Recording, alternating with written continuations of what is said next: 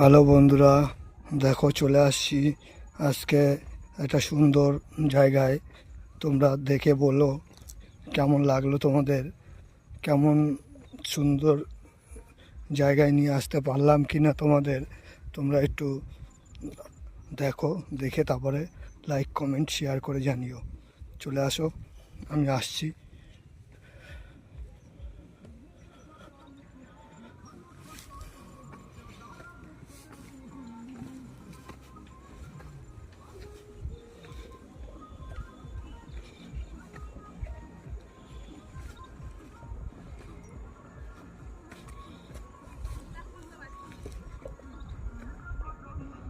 দেখো কোথায় আসছি।